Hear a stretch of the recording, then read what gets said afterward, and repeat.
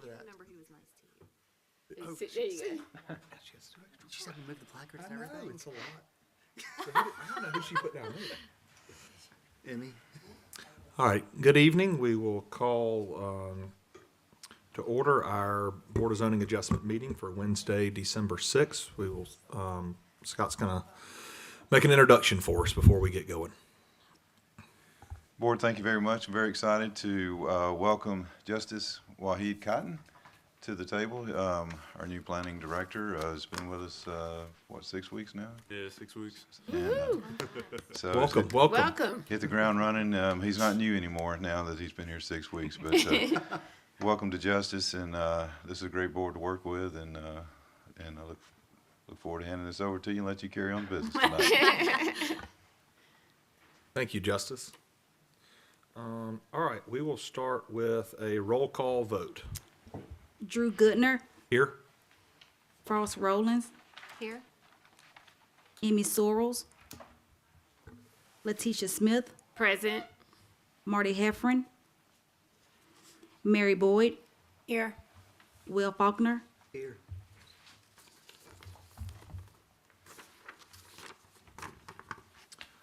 All right, does anybody have any comments on the meetings from last month? I don't have a comment, but the spelling of my name is incorrect in multiple places in the document. Latia instead of Latisha. But it's okay. I know who I am. I just thought I would put it on the record. What's the correct, Letitia? Latia. I thought you were okay. Yeah. So it's I see the correct on the SH, yeah. current agenda, but in the last meeting see that minutes, at the it was top. spelled Okay. incorrectly. If y'all make a note and correct that going forward, please. All right, I have some opening remarks.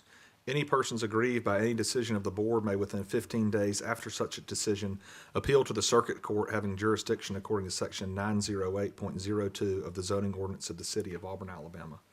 The board consists of 5 regular members and 2 supernumeraries. The supernumeraries participate in all discussions but only vote when necessary to assure 4 voting members and have a board consisting of 5 members when possible. All decisions are made with a roll call vote, and a concurring vote of 4 members is required to approve an application for a variance. So tonight we have 2 regular members absent, so our 2 supernumeraries will be participating in discussion and voting. All right, new business. It appears we have 1 variance request. Oh, did we not approve them? We just talked about them. Okay, I'm sorry. We didn't do it. All right, I will make a motion to approve the minutes. Second. Drew Goodner, Yes. Frost Rollins, Letitia Smith, Yes. Mary Boyd, Yes. Will Faulkner, Yes. Now on to the variance, sorry.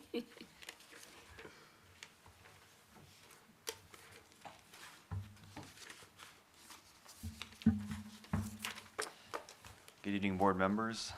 For tonight, our agenda item is a request by the applicant, a variance request to the performance residential development standards for townhouses found in section 502-02C of the City of Auburn zoning ordinance to allow townhouses to be situated behind one another.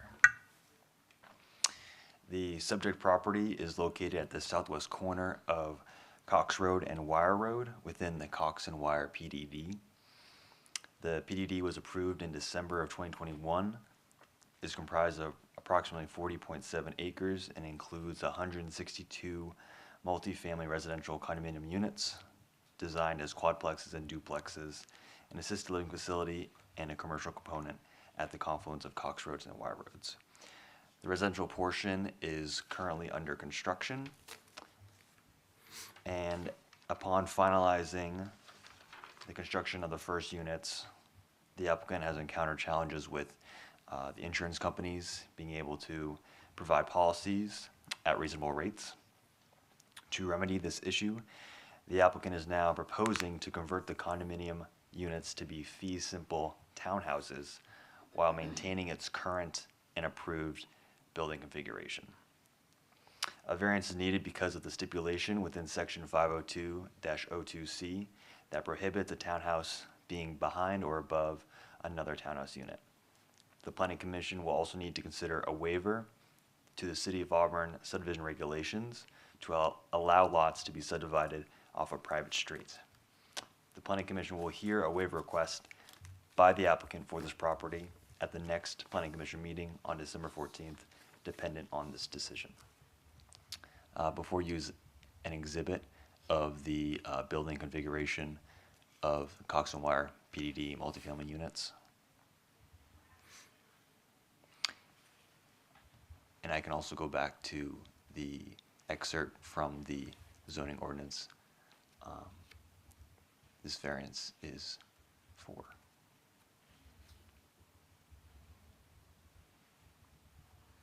And reading through, I noticed this the other day, reading through it, there's precedent of several developments that have been configured this way. It was just 15 to 20 years ago. That's correct. In our research, we were unaware or unclear why variances were not necessary to allow these building configurations to be classified as townhouses. And is there a reason why it's written this way, why you don't want them one in front of the other? It would be for subdividing, I guess, in particular, and I guess just the language itself in the ordinance doesn't give a reason onto why it would be bad to have property subdivided off behind or in front of another. But they're fine as condos, but not as townhomes. Correct. Even though that's just a legal difference. Correct. Yep, the configuration will stay the same. Okay. And there's not, is there any, we don't really know any reasoning why that is. It's just kind of, that's how it's written. Or any insight from anyone encountered this Kevin? before? Yeah, Kevin, so what's this? I'll just add a little bit, Yeah. you know, the kind of different stipulation, it really, which brought forward with this case, and I think, you know, is kind of the impetus for the request to begin with is, you know, kind of the condo style unit versus the fee simple style unit. You know, obviously, if you want to do a fee simple style unit, you know, you can go single family detached, you can do a townhouse, or you could do a twin home, and that's kind of essentially what product offerings we have that you could do with fee simple. So, you know, with all of those types, you know, they do have to be in a row. You know, we don't have anything in our zoning ordinance currently that would allow for, you know, a quadplex or something like that, or a triplex to be, or at least situated in this manner to be subdivided as fee simple. Are you familiar with any other markets that allow, I understand that not when it's on top of each other, to me, that's more of this is a condo. Like I think of some small condo units in Chicago, the beach, wherever I've seen them. And then, but in front of each other, I guess that's where my confusion arises of why there is an issue with that. And it may just be that they wrote it that way and didn't anticipate this coming up. From my understanding, it's been, and Katie can correct me if I'm wrong, but it's been this way for quite some time. You know, I know that there are a lot of new product types, kind of such as this, coming online. So, you know, I can't say why exactly it was that way. I just was curious if You know, there was- I think it probably does vary from, you know, jurisdiction to jurisdiction. Okay, thank Can you. you quickly repeat the types that are allowed? So twin homes. Correct. So, a twin home, single family, townhome, this, whether or not in front of each other. And then as these were originally proposed as, you know, kind of a true multifamily product, but just not being subdivided fee simple, being subdivided instead as a condo unit. Okay, thank you. You mentioned that there was a challenge getting insurance. Can you elaborate on that? I would ask the applicant to Oh, discuss that. Okay. Anyone have any more questions for staff? Okay. We will hear from the applicant at this time. And if y'all will sign in on that piece of paper and then introduce yourselves, please. Thank you. Good evening, Mr. Chairman and members of the board. I'm Warren Jolly. I'm the applicant. This is Kathy Ziegert. My attorney was Smith, Gambrell, and Russell. And my son Secretary. is an audience with me also. So I think staff has done a good job explaining the facts.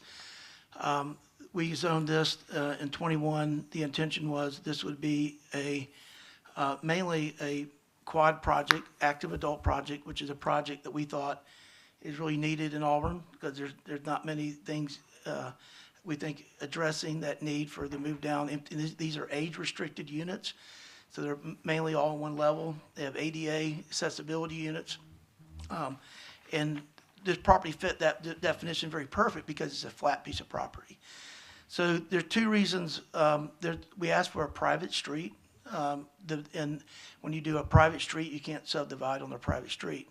We asked for a private street for one reason only, is to gate this community. We already, it's a lock up and leave kind of community. The buyers, we want them, in this type of community, all your exterior maintenance, all your insurance, and all your termite treatment, all your exterior maintenance, all the yard maintenance.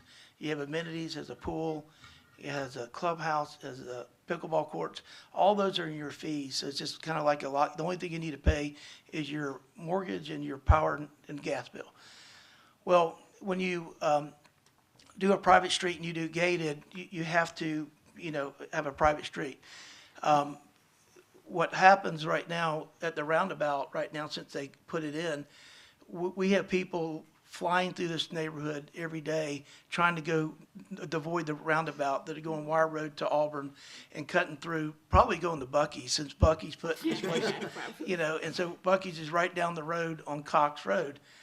And so my agents sit there and say every day, we're actually going to start, normally we want to keep the gates open for people coming in.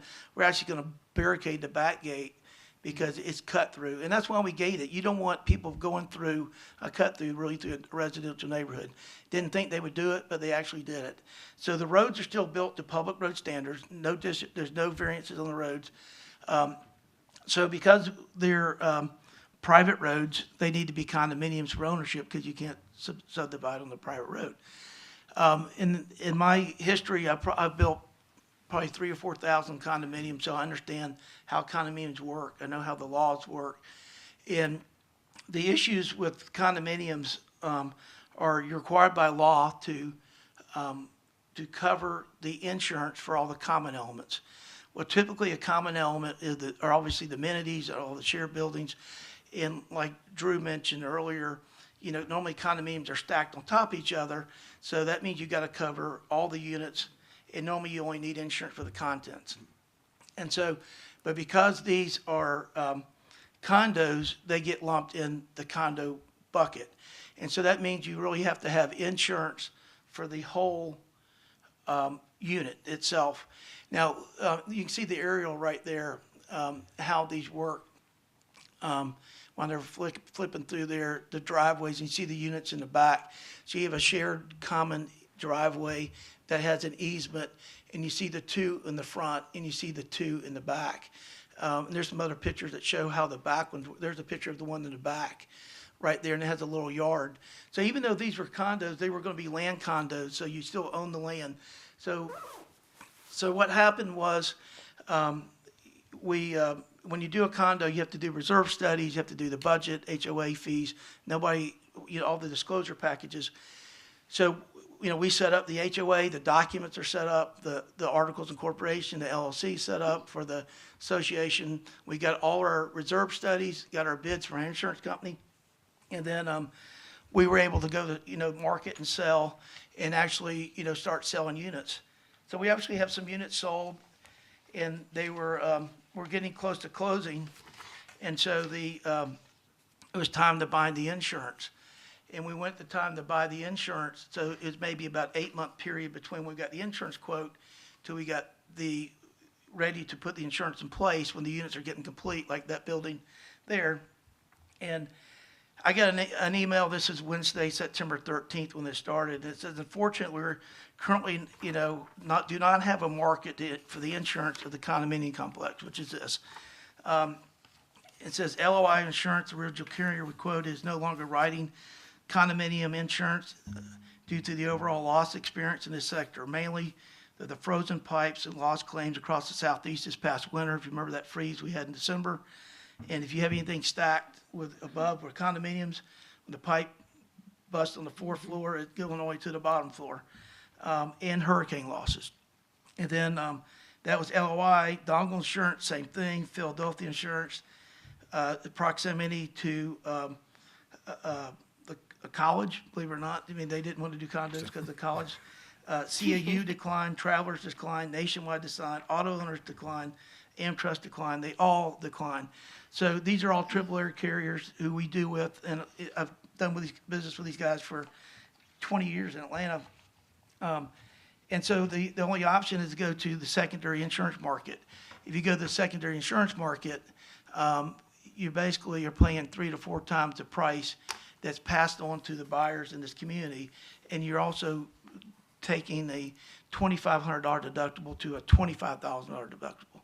So when we got that, I said, there's got to be another way of doing this because, let's see if there's a way to work another way that really doesn't penalize our homeowners in the end and sticks them with one type of insurance. And so luckily, when we built this community, we built these as townhouses construction. So you don't need to get confused of ownership and construction type.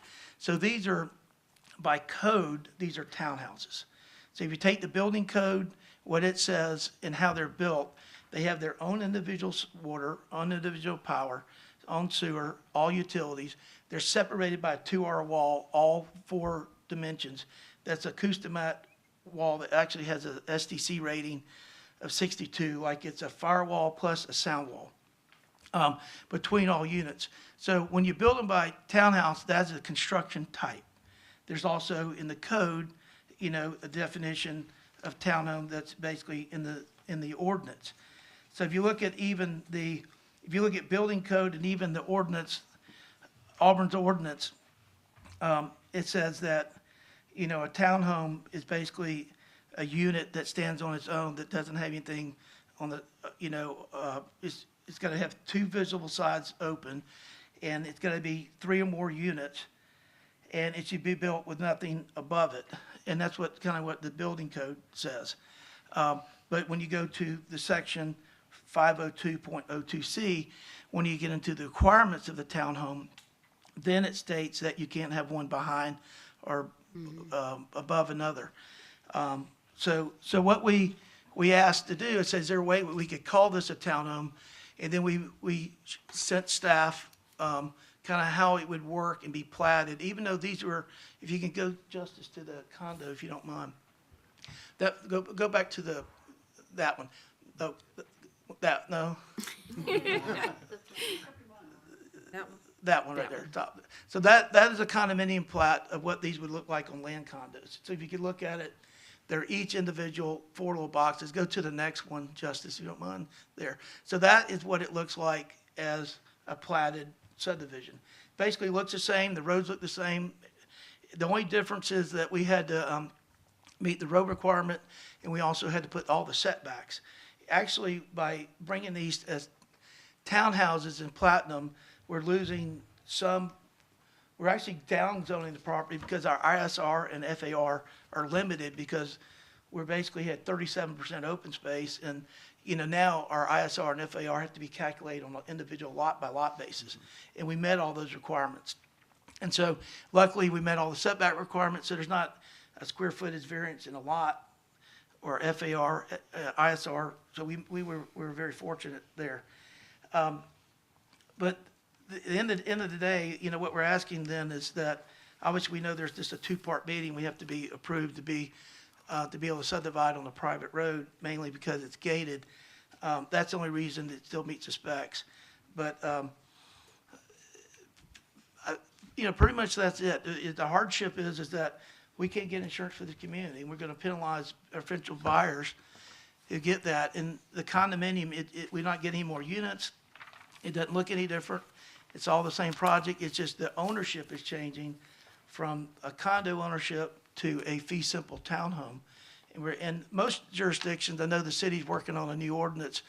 In most jurisdictions, Drew, you asked, where, these things are built a lot of places. It's not just here. And most of the time, they allow subdividing. Just for instance, a lot of times we build townhouses on Muse where the townhomes face each other with a grass strip in the middle. Well, if you had that and didn't have the road, you couldn't even plat those. And so you get limited to how you design a neighborhood or product type because of, back to back, or even how the roads and having road frontage. And a lot of times the road frontage, it's not a safety issue. All this has been approved by Public Works and Fire. It's not anything like that, but you're calling it, really going from a townhome, from a condo to a townhome is what we're asking. And then Kathy, I guess had some comments on the criteria Thanks. of the, I want to know what Bucky's is. Yeah. Is there one here, seriously? There is, yep. Exit Auburn. 50. Auburn, yep. Right Oh, where your place is. We got to finish this hearing. I need some fudge or barbecue or something.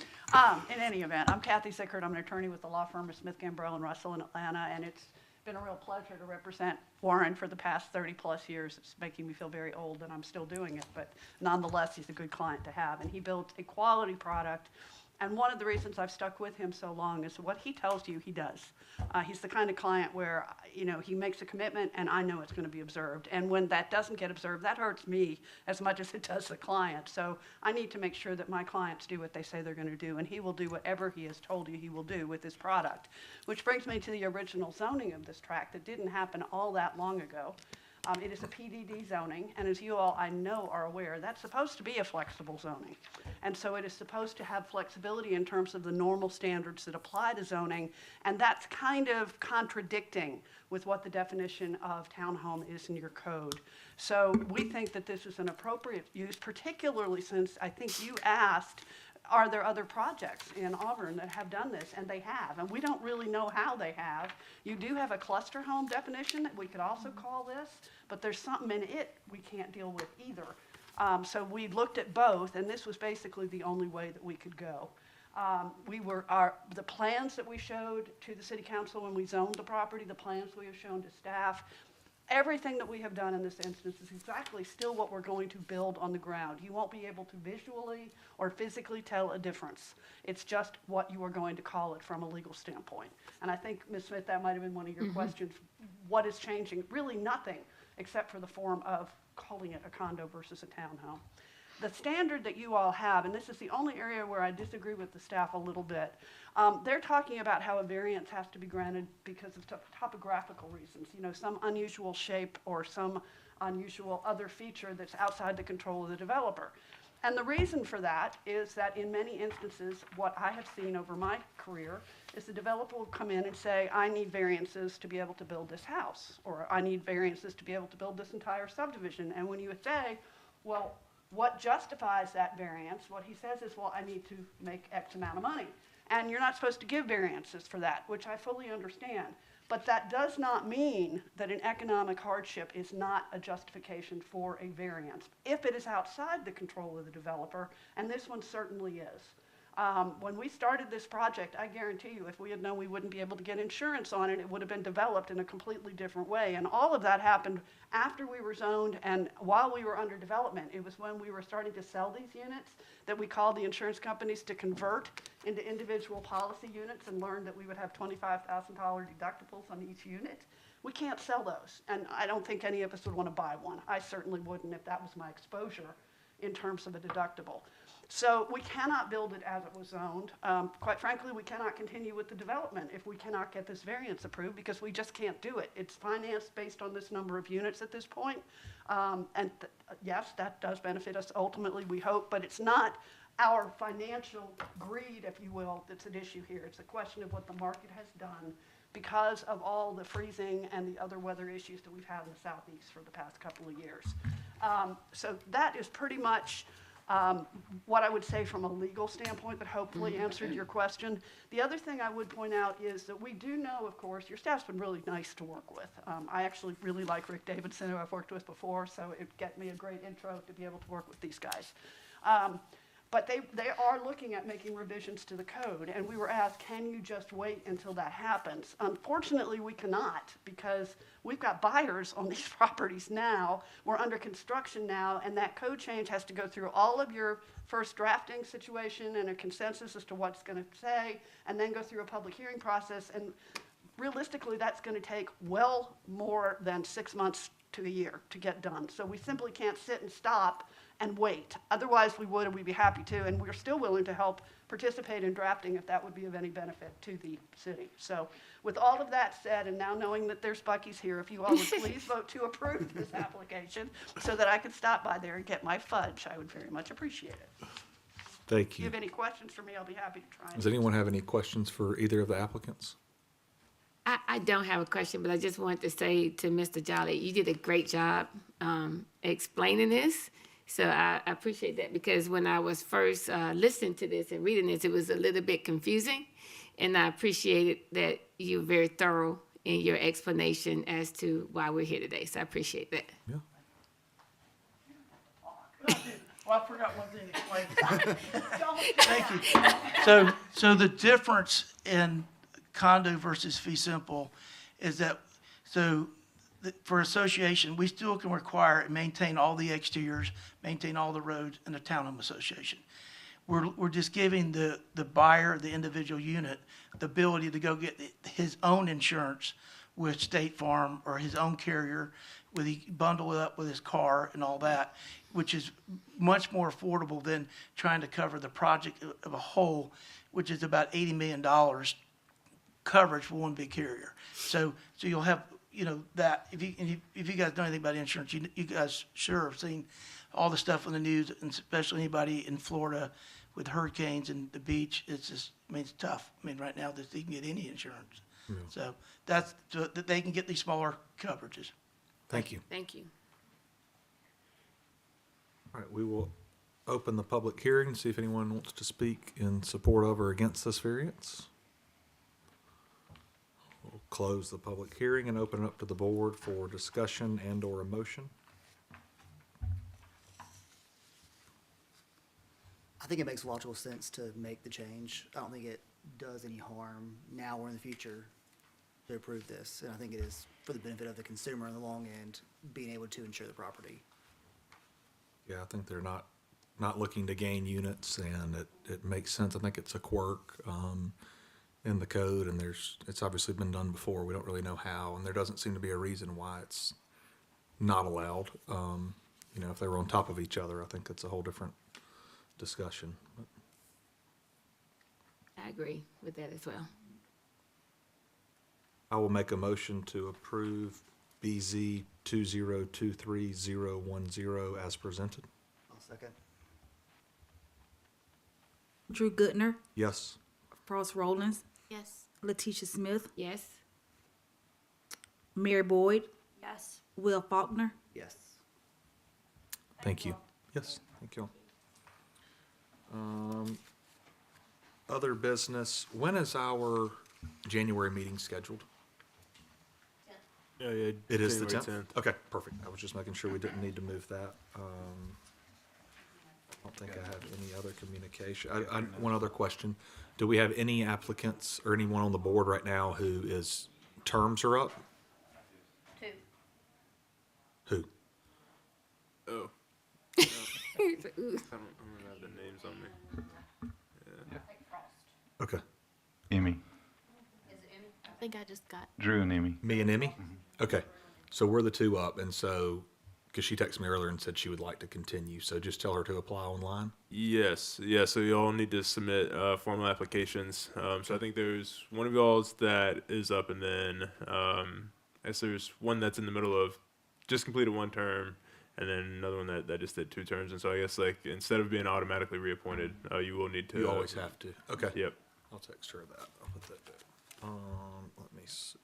If I could add to that, if there's a supernumerary that would like to apply, you would have to apply to move up. It's not an automatic, promotion or anything, so you would have to reapply. Yeah, and to clarify on that, typically if you are a regular member, you stay a regular member, but in the past, what's happened sometimes is if a regular member rolls off, I think this happened to you, Yeah, Letitia. but- It happened to me years ago, is someone new who gets on the board, applies for that position, you stay as a supernumerary. So it's confusing, so make sure you do that.